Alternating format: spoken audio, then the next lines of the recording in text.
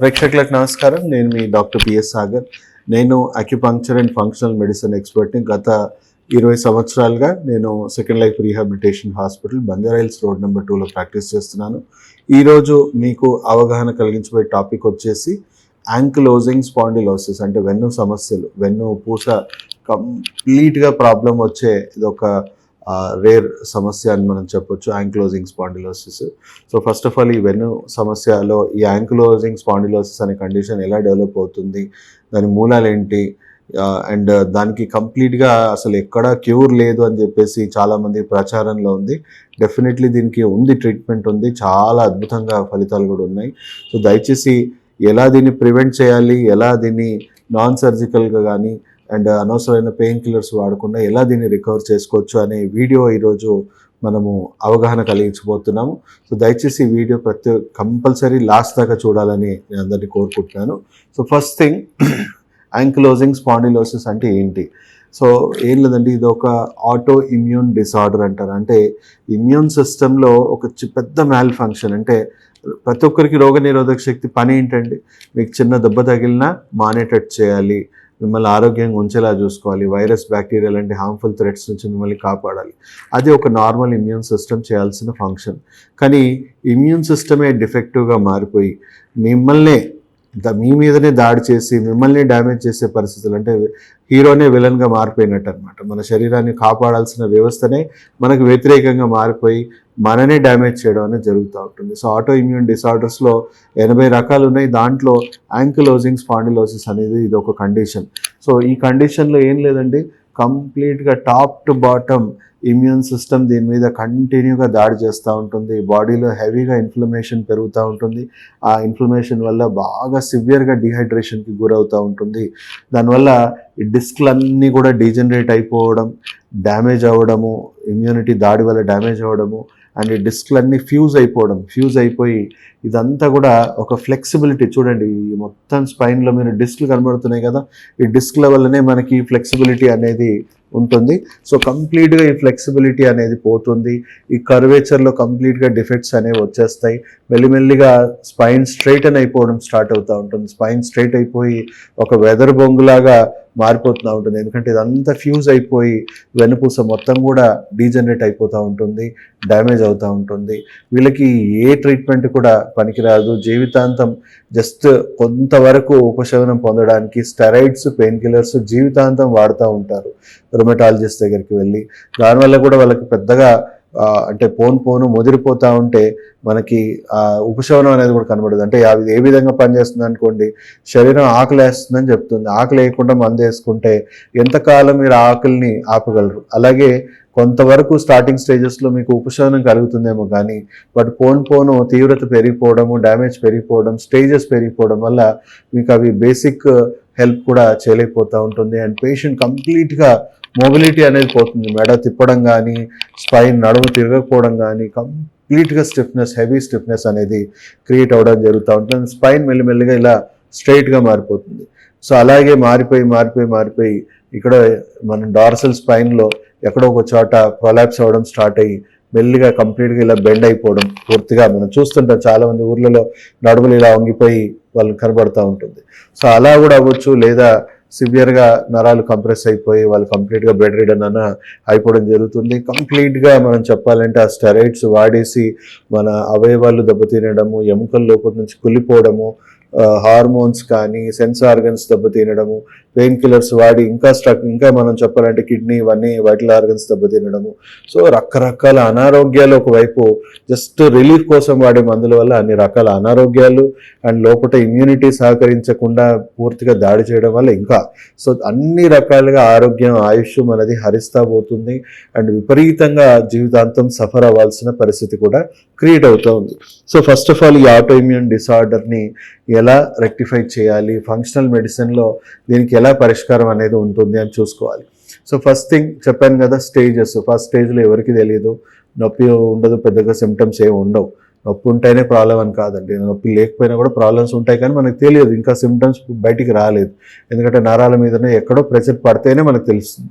So second స్టేజ్లో mild stiffness, third స్టేజ్లో కొంచెం స్టిఫ్నెస్ అనేది బాగా పెరిగిపోవడం, ఫోర్త్ స్టేజ్లో బాగా స్ట్రైట్నింగ్, ఫ్యూజ్ అయిపోవడం, స్టిఫ్నెస్ అవ్వడం, ఫ్యూ స్టేజ్లో ఇంకా లేవలేని పరిస్థితి మనకు క్రియేట్ అవుతుంది.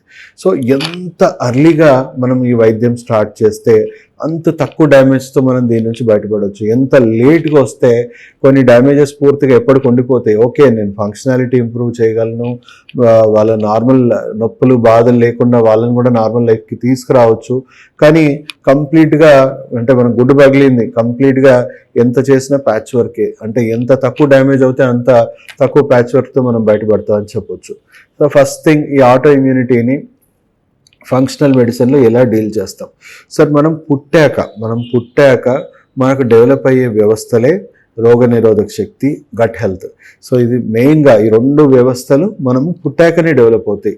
తల్లిపాల ద్వారా మనకి రోగనిరోధక శక్తి అనేది, ఈ వ్యవస్థ అనేది డెవలప్ అవుతుంది. ఒకవేళ తల్లిలో ఆల్రెడీ అలర్జీస్ కానీ ఆటోఇమ్యూన్ డిసార్డర్స్ ఉన్నాయనుకోండి, అవే డిఫెక్టివ్ ఇమ్యూనిటీ మనకు ట్రాన్స్ఫర్ అవుతుంది, మన హెరిడిటరీ ఫ్యాక్టర్స్ అని చెప్పొచ్చు. లేదా ఇప్పుడున్న ఆధునిక పోకడల్లో మనం తినే టాక్సిక్ ఫుడ్స్ వల్లనో మన టాక్సిసిటీ వల్ల కూడా రోగనిరోధక శక్తి దెబ్బతిని ఇలా ఆటోఇమ్యూన్ డిసార్డర్ కింద కన్వర్ట్ అవ్వచ్చు. అండ్ చూడొచ్చు, మనం తినే ఆహారము, స్ట్రెస్ ఇవన్నీ పెరిగిపోవడం వల్ల మన గట్ హెల్త్ కూడా పూర్తిగా పాడైపోతా ఉంది. చెడు బ్యాక్టీరియా ఎక్కువైపోతుంది, మంచి బ్యాక్టీరియా మన గట్ హెల్త్లో తగ్గిపోయింది. దానివల్ల కూడా ఇమ్యూనిటీ బాగా ఎఫెక్ట్ అవుతుంది. ఎందుకంటే 70% ఇమ్యూనిటీ మన గట్ హెల్త్కే లింక్ అయి ఉంటుంది. సో ఇలా ఆటో ఇమ్యూన్ డిసార్డర్స్ అనేవి వస్తూ ఉన్నాయి. సో ఈ రెండు వ్యవస్థల్ని కంప్లీట్గా మార్చేయాలి. ఎలా మారుస్తాము అని అంటే, ఇప్పుడు ఈ గట్ హెల్త్ అనేది మనం మళ్ళీ స్ట్రెయిన్స్, మనకు హెల్తీ స్ట్రెయిన్స్ మనం మెడిసిన్ రూపంలో, సప్లిమెంట్ రూపంలో మనకు అందుతూ ఉన్నాయి. అండ్ అలాగే ఈ ఇమ్యూనిటీ సెల్స్ కూడా, అంటే వేరే యానిమల్స్, ఇప్పుడు మనకు అన్ని రకాల మెడిసిన్స్, ఆహారం ఎక్కడి నుంచి వస్తుందండి? మన చుట్టూ ఉన్న చెట్లు, మన చుట్టూ ఉన్న జంతువుల నుంచే మన ఆహారం కానీ మన ఔషధాలు కానీ తయారవుతూ ఉన్నాయి. సో వాటి పిల్లలకి ఇచ్చుకునే రోగనిరోధక శక్తి కణాలు గుడ్డు రూపంలోనో పాల రూపంలోనో ఏవైతే ఇస్తుందో, దాంట్లో కొన్ని రకాల ఇమ్యూనిటీ స్ట్రెయిన్స్ మన బాడీకి పర్ఫెక్ట్గా అది మ్యాచ్ అవుతున్నాయి. ఇన్ఫ్యాక్ట్ చెప్పాలంటే 200-300 రెట్లు ఎక్కువ శక్తివంతంగా ఉన్నాయి. ఎందుకంటే అవి ప్రకృతి ధర్మాలని ఏమి వాళ్ళు యానిమల్స్ పాటించడం వల్ల అవి ఎవాల్వ్ అవుతున్నాయి, మనకంటే బెటర్గా ఇమ్యూనిటీ అనేది వాళ్ళు డెవలప్ చేసుకున్నాయి. సో వాటి ఇమ్యూనిటీని మనం ఇప్పుడు మెడిసిన్ రూపంలో అమెరికాలో ఒక పేటెంటెడ్ ప్రాసెస్లో మనకి ఆ ఇమ్యూనిటీ స్ట్రెయిన్స్ మెడిసిన్ రూపంలో మనం ఇస్తూ ఉన్నాం. సో శరీరాన్ని బాగా డిటాక్సిఫై చేసేసి వాతావరణం, ఫస్ట్ శరీరంలో ఉన్న వాతావరణం బాగా చేస్తాము ఫంక్షనల్ మెడిసిన్లో. అండ్ అలాగే మెల్లిగా కొత్త గట్ హెల్త్ని డెవలప్ చేస్తాము, కొత్త ఇమ్యూనిటీ డెవలప్ చేస్తాము. సో ఒక చిన్న బిడ్డకే ఇమ్యూనిటీ డెవలప్ చేయడానికి 1 to 2 years పట్టొచ్చు. అలాగే ఇప్పుడు ఇంత టాక్సిక్ మనిషికి డెవలప్ చేయడానికి కనీసం ఒక 1 to 2 years పడుతుంది. బట్ 6 to 12 months సగం తయారైన వాళ్ళకి డ్యామేజ్ అనేది పూర్తిగా ఆగిపోయి బాడీ సెల్ఫ్ హీలింగ్ మోడ్లోకి వచ్చేసి, సెల్ఫ్ డ్యామేజ్ మోడ్ నుంచి సెల్ఫ్ హీలింగ్ మోడ్లోకి వచ్చేసి దాని శక్తి మేరకు అది రిపేర్ చేయడం స్టార్ట్ చేస్తుంది. సో అక్యూట్ డ్యామేజెస్ అయితే కంప్లీట్గా రికవర్ అవుతాయి, క్రానిక్ డ్యామేజెస్ పార్షియల్గా రికవర్ అవుతాయి. అండ్ ఆ క్రానిక్ డ్యామేజెస్ ఏవైతే స్థాయికి మించిన డ్యామేజెస్ అయ్యాయో అవి మనం నాన్ సర్జికల్ ప్రొసీజర్స్, అంటే అక్యుపంక్చర్ లో డీకంప్రెషన్ ప్రోటోకాల్స్, జియాజిన్ ప్రోటోకాల్స్ ఇవన్నీ ఫాలో అవుతే స్పైన్లో మళ్ళీ ఎక్కడెక్కడ సర్క్యులేషన్ ఆగిపోయిందో సర్క్యులేషన్ బూస్ట్ చేయొచ్చు, రీజనరేషన్ చేయొచ్చు, అండ్ నరాల మీద ఉన్న ప్రెషర్ తగ్గించవచ్చు. అండ్ అలాగే కొన్ని ప్రొసీజర్స్ వల్ల స్పైన్లో ఉన్న కర్వేచర్ డిఫెక్ట్స్ని కొంతవరకు తగ్గించవచ్చు. అండ్ దీంట్లో బాగా హెవీగా లాక్ అయిపోయాయి, యాంకిలోజింగ్ అంటేనే లాక్ అయిపోయాయి కంప్లీట్ స్పైన్. సో దాంట్లో కూడా డ్రాగన్ మాక్సిబిషన్ అని చెప్పేసి ఒక రేర్ ట్రీట్మెంట్ మన దగ్గర అందుబాటులో ఉంది. చైనాలో ఇది చాలా టాప్ పాపులర్ ట్రీట్మెంట్ దానికి. సో డ్రాగన్ మాక్సిబిషన్ ట్రీట్మెంట్ చేయడం వల్ల లాక్ అయిపోయిన స్పైన్ కూడా మెల్లిమెల్లిగా అన్లాక్ అవ్వడము అండ్ కంప్లీట్గా ఫ్లెక్సిబిలిటీ మెల్లిమెల్లిగా డెవలప్ అవ్వడం.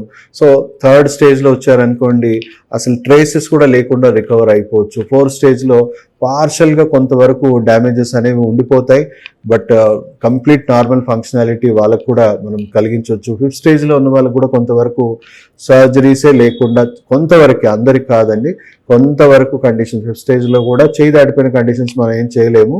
చేయి దాటిపోకుండా కొంతవరకు ఉంటే మనం పార్షల్గా రికవర్ చేయడం వల్ల వాళ్ళు కంప్లీట్గా నొప్పి బాధ లేకుండా కంప్లీట్ నార్మల్ లైఫ్ అనేది లీడ్ చేసేలాగా ఫంక్షనల్ మెడిసిన్, అక్యుపంక్చర్ ట్రీట్మెంట్స్లో మంచి అద్భుతమైన ప్రోటోకాల్స్ ఉన్నాయి. WHO సో అనవసరమైన సర్జరీస్, అనవసరమైన డ్రగ్స్ వాడకాన్ని తగ్గించడానికి మోడర్న్ ట్రెడిషనల్ మెడిసిన్ అంటే అక్యుపంక్చర్, ఫంక్షనల్ మెడిసిన్ ఇవన్నీ మోడర్న్ ట్రెడిషనల్ మెడిసిన్స్ అని కూడా అంటారు.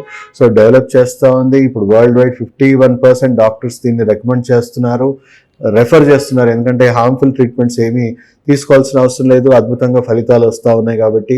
అండ్ ఇది ఇప్పుడు world second leading practice. And త్వరలో ఈ వైద్యంతోనే కంప్లీట్ హెల్త్ కేర్ సిస్టమ్ కూడా హ్యాండిల్ అవుతూ ఉంటుంది కాబట్టి ప్రతి ఒక్కరికి అవగాహన లేకపోవడం వల్ల చాలామంది జీవితాంతం సఫర్ అవుతూ ఉన్నారు.